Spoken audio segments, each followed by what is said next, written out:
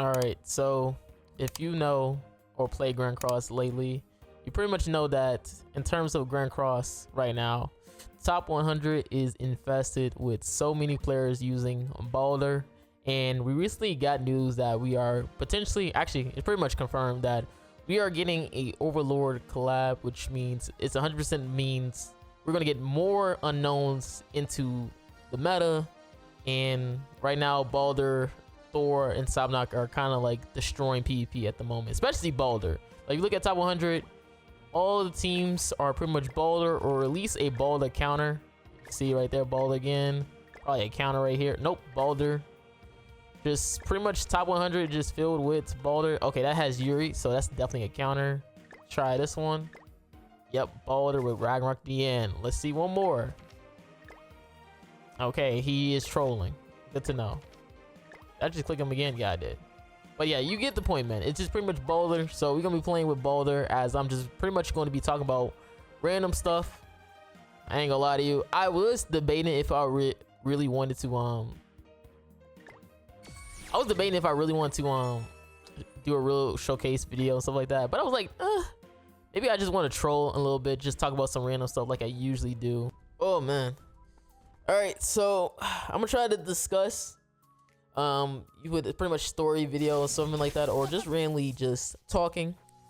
It gets a little bit hard for me just because this is the type of team where you have to like really, I don't know, it's just that in terms of playing like PvP, like you have to actually really think about your type of move. Again, I know BALDR is pretty easy, but he's still a character that you really got to think about. So sometimes there be moments where I kind of just overthink my plays, and then I just end up just misplaying. So I'm gonna try my best to try to think about my plays a little bit better. But I was pretty much discussing, or we're trying to discuss, pretty much just pretty much Love Island. Like I know it's been a while, it's been a lot of me just pretty much just talk about Love Island just because it's just something that I find interesting, just for the simple fact that I don't know, it's just that the simple thing about seeing how people in terms of a reality TV or game show finding love with each other and stuff like that is really cool, especially because sometimes those moments happen in like real life, especially because you can have those moments where you might think like a connection with a person is strong.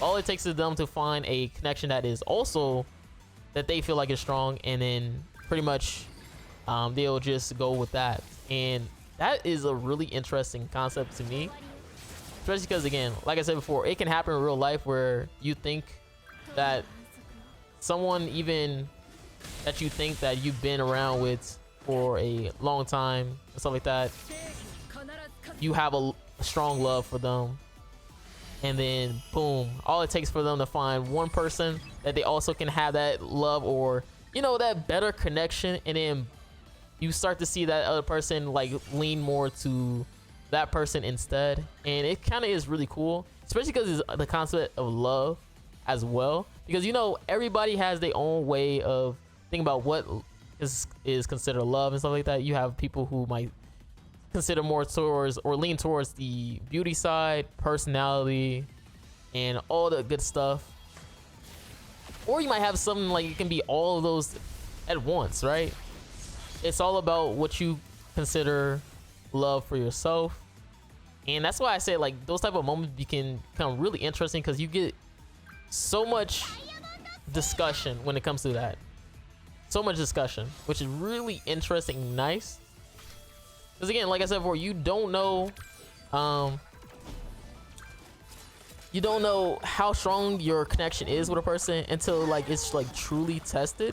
Which, you know, in the show in Love Island, you have those moments where you think that your connection with a person is like super strong until you get it tested, where they meet a person who shares a lot more than them, someone who probably listens a little bit better than them, and then boom, you're just out of luck, that like you just have nobody at the end of the day afterwards. And it kind of is a little bit heartbreaking in some moments, where pretty much you start to just see like, oh my god, this man literally ain't attacking. But you get to see that sometimes you might think that your connection is strong, and then boom, you kind of are left by yourself, right? Because again, you just pretty much are like all alone and stuff like that. Because at the end of the day, they might seek out that connection, and then you might have thought like that connection is like super strong, and so you just been sitting there pretty much waiting for that person, but you start to see that they just keep slowly slipping away from your grasp, right? Like that person just keeps falling for that one connection, even though you felt like that connection was like stronger yourself. They just felt like a better connection, and you kind of just left there by yourself like, bro, what do I do next, right? And this is, like I said before, can happen in like real life, where you might think, oh my god, he got cooked. Oh my god, that Thunder God protection is so clutch. But you just have moments where you have those love connections that you think are like strong. It can be for years and stuff like that, and it can just go away in a flash just because they might see a person who they might feel a little bit like a same love or a little bit stronger connection and love with that person, and then you just start to realize like, yo, I am losing this person. Like you thought this person was your person, and then boom, like they are more going towards a guy. Like you'd be thinking to yourself like, yo, that person isn't me, so why is they like, you know what I'm saying? Like it's just like those type of moments where you just have like those type of thought process in your head, especially when thinking about the show, because you're like, dang, this could happen in like real life. That's what I be thinking. I'm like, dang, this stuff is like so deep and entwined. Like obviously it's like a TV show, so sometimes people in the show, they come there for love, or they just come for the game aspect of it, pretty much winning the money. I think like what, 100K at the end. But again, like I said before, there are some people in that show who still come there for love, and that's where you have the more interesting moments, because again, they are really putting their heart on their sleeves. So sometimes they put more so the emotions into everything. Sometimes they hurt a lot stronger. Sometimes you get better interactions with people because of that, and that's what you really like about the show. Because at the end of the day, it's like you have to think about sometimes those moments of, have you ever had those moments where you just think to yourself like, yo, I know that this person has a stronger connection with somebody else, and you might have those moments where it's either, there's two options. You either let that person go, or you think to yourself like, yo, I know this person isn't happy with me, but they're happy with somebody else, so I don't want them out my life. So you try to like have like moments where you want to be in that person's life, even if it's not even a relationship. It's like even through like a friendship. And I don't know, like sometimes those moments be a little bit hard, right? Especially because sometimes some people just can't let go of those feelings to the other person, so you kind of just start hurting yourself by just watching that person's movements, or like keep on continue communication with that person, just because again, you don't want to lose that person. And it gets really interesting, you think about that, because again there's always some moments where you think to yourself like, yo, I can't live life without this person or something, or you always want to be around this person. But at the end of the day, you gotta understand like, yo, if the person, sometimes you end up hurting yourself more by not letting go of a person. And that's the really interesting part about, and that's the really interesting part when you think about shows like that. Because again, this, like I said before, it's like stuff that can happen in real life, and it's up to you if you are willing to pretty much have that type of talk with yourself, where will you be able to let that person go, or could you have a relationship where you can be in that person's life even if y'all not in there romantically and stuff like that, a friendship, And some people can, some people can't, you know? So that's why I say like the show is interesting, kind of focusing on that, or not focusing, but you know, you start to see those little signs and stuff like that, because some people have it where they are okay being like friendship or being cool with that person on the show, or you know, you have moments where they be like, yo, if you have like that stronger connection with a person, bro, like go do that and I'm gonna do me. Like sometimes they have those moments, bro. Like it's always like interesting, cause I don't know, that's so sound like a little bit toxic, right? Where like you just can't let go of that person. Obviously, like it's all like he's about to cook me right here. I ain't gonna lie to y'all. He's about to, Percival is about to nuke me, bro. Percival about to nuke my freaking Thor. Isn't he? Yeah, that's death. Look at all that damage. Yeah, that's just death. Yeah, he just nuked me, bruh. If he didn't get like a gold card, I probably would have lived. Actually, nah. He would have just hit me with so much crit damage. And then right now, Percival just gonna absolute blast me. But GG. But yeah, it's just that sometimes those moments just happen in your life and stuff like that where you think like, yo, this man is hitting me so hard. It's because he has 300% crit damage. Yeah, this is just, yeah, I lost. GG. GG. A close one. Close one. But yeah, I feel like I just described like a whole toxic relationship. I ain't gonna lie to you. Like the more I just talk about it, the more I just think like, yo, this sounds toxic, bro. Like not unable to let somebody go. But sometimes that do happen where you feel like you're just nothing without that other person, because again, y'all just had so much life. Y'all had so much experience with each other. And sometimes you just be afraid to let go of that person. And again, it do be hurting to let go of that person. Okay, I thought this was the same person. It do be hurting. Okay. Was it a no? No, the last person was a LR Lilia team, wasn't it?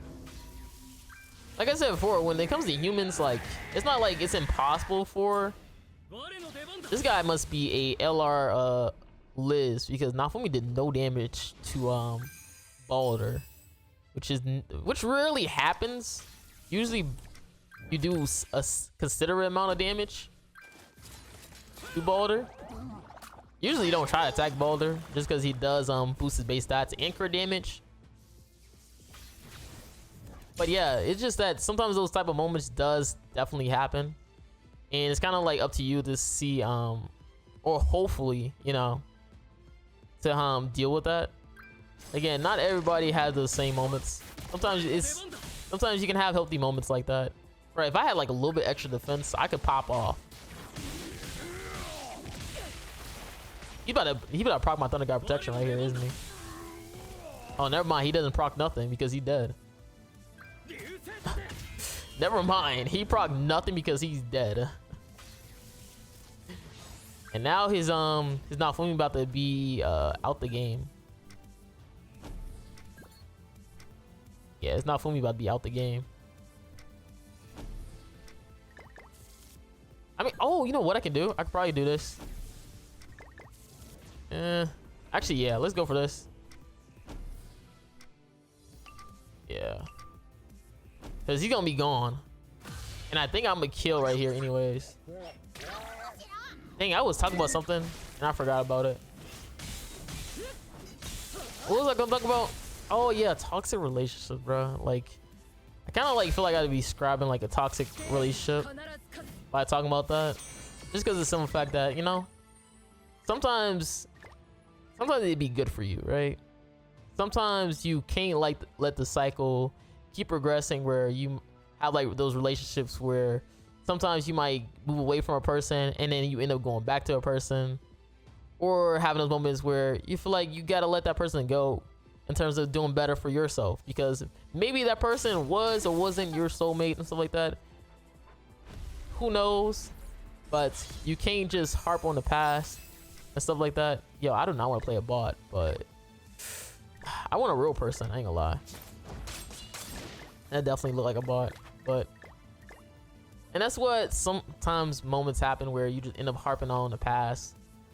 And again, like sometimes I be talking about some like crazy stuff just because I be thinking about it in my head, especially when it comes to like shows, because I be overthinking stuff. Especially when it comes to like manga, I be reading a lot of manga. Like in terms of like My Hero Academia, like some people already know, like with me, I am a Toga Himiko lover. And that's because in terms of My Hero, especially the early stages, like freaking villains were just a very cool concept. And as he just keep progressing in terms of like the story, the villains got more and more cooler. I think like after the villain academia arc, that's where it kind of like fell off in terms of like humans and stuff like that. Not humans, I literally think about the freaking game. Not humans, but in terms of the villain side. Just cause oh my god, he about to get the Thunder God protection pretty soon. Oh my god, he does got it. Oh my god. And how much damage did I take right here? I took like no damage, bro. But I was gonna say, like, and again, like in terms of like, golly, look at that damage reduction. What does he have in the back? Did he have? Yeah, he had Nanashi. I'm like, did he have Nanashi? Is this gonna kill? I missed all those crits. I did get the Thunder God protection, but I missed all those crits, which means I'm pretty much useless. I'm pretty much useless at this point. But like if I could, I literally could give you like a whole breakdown on the villains side of everything, because the villains in like My Hero Academia isn't like something where, oh my god, yo, the villains are just pure evil. All the villains have their own backstory on how they became evil, on what made them evil and stuff like that. And that's what I really enjoy about the My Hero Academia villain arc and stuff like that, because it makes you feel like, yo, this ain't like no simple like, yo, all the villains are just evil. Sometimes you just have like those moments where things could progress in your life where pretty much you end up having a bad road. Like I think it's like Twice was a character who ended up having like bad moments in his life, or just having a bad day, which kind of led him into being a villain. Toga Himiko was pretty much a loner because she was just very different from the other people or normal people in general. So she ended up becoming a loner, which means she pretty much had no friends. And that's why you pretty much see in terms of the story, she been wanting like a friend, especially in terms of Ochaka and stuff like that, or Deku, because she really didn't have friends herself throughout the story, or you know, her background, right? So that's why you have moments like that with her in her villain arc. Or what's it like, Mr. Compress, who was the son of a villain, and kind of like you have that like father like son type of background story in terms of Mr. Compress, because again, because his father was a villain, it led him to the road of being a villain as well, or getting assumed to be a villainous person growing up. And I think what like Spinner is that pretty much, this Spinner arc is like pretty much like racism, stuff like that, where you had the mutants and stuff like that, where mutant characters was looked as disgusting creatures and stuff like that. So his arc was just more so of in terms of racism.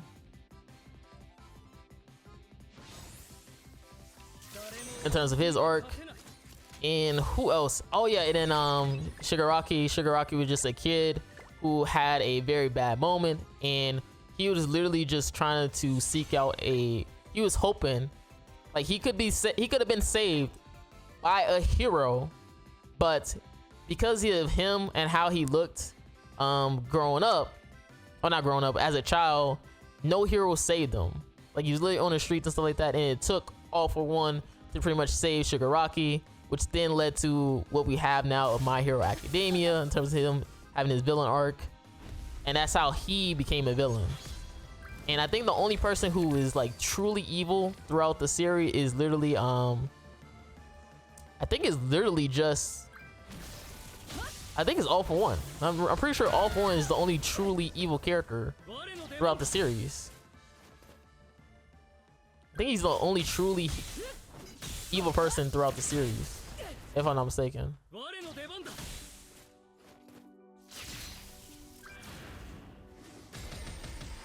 Yeah, I think he's the only truly evil one.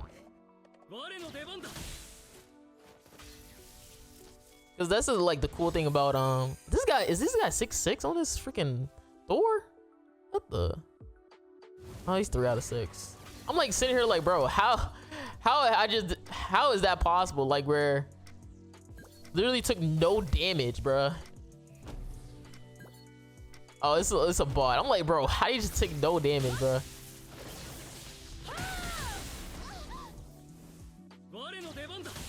All right, cool beans. I gotta get rid of you though. Hopefully my Thunder God protection.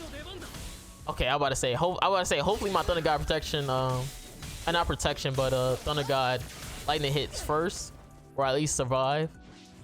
I'm pretty sure Thor is still gonna kill me off because I didn't go for my BALDR stance. But yeah, sometimes, you know, I just overthink with terms of like series, stories, and stuff like that. Even though I don't need to, but you know, it's pretty fun when you start to look at different aspects of life and stuff like that, which is pretty cool for me. All right, let's go for this. I think we can actually tank this. Again, this is a bot match, but again, it's freaking Thor, so it's Thor and BALDR, which is the more annoying characters. Even if it's a bot, Thor just goes for the hits, and she will blast you. Like, I kid you not. It's a good thing I'm using the counter, which is BALDR himself. Because if this was like a real person, we would have been struggling. Golly, 1 million. Man, I feel like I've been talking about a lot of stuff, man. I feel like that love part, I probably could have did a little bit better of talking about. All right, so this is probably gonna be my last match, just because of some fact that every time I'm not gonna lie, bro, BALDR matchups just sucks. They so boring. I kid you not, y'all. I played against so many BALDRs that I had to skip so many matches just because the simple fact is just us moving cards the entire time. And oh my god, man, it just it's a treat. It's a treat, boys. Oh man. It's so funny. I kid you not, like all my BALDR matchups has just us been like just moving cards, bro, just holding each other hand, bro, as we playing the game. I kid you not. How much damage am I taking? 99. All right, which means this is gonna probably be I don't know, I'm just going for this. Hopefully the crit isn't too insane,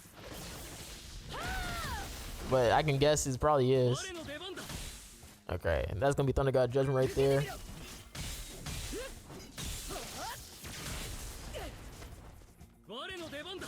All right, so bye bye Thor. All right, so he lost his Thor, which is his main DPS.